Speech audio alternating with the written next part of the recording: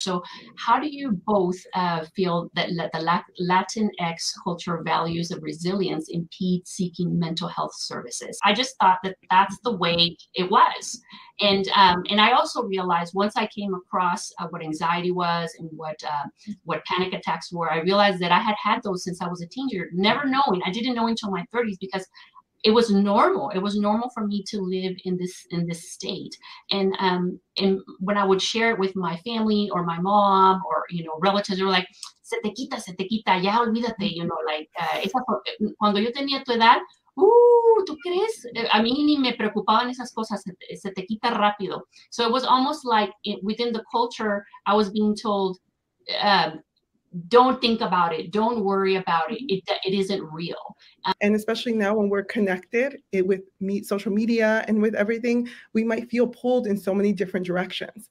Okay, thank you. Yes. So yeah, trying to figure out where to take turns here. But there's so many nuances to when we talk about mental health and wellness. And with this, we also have to talk about the stigma, right? So when we talk about the reason that maybe people will say, no, eso se te va a pasar, like just pray on it, just anything else.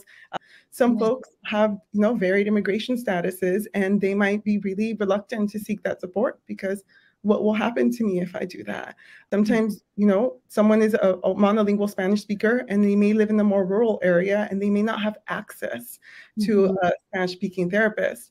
Yeah, absolutely. That I think when we talk about the stigma, like we're just scratching the surface today. Yeah. And I think one of the things I see the most is, so we as a Hispanic community, we value resilience. We value this idea that as a people, like we have gone through some hard things. Like it's just this idea that if I ask help, that I'm not resilient, or if I ask help, no, I'm not like strong enough or capable enough, or like our whole culture celebrates us trying to like pull up our pants and get through it.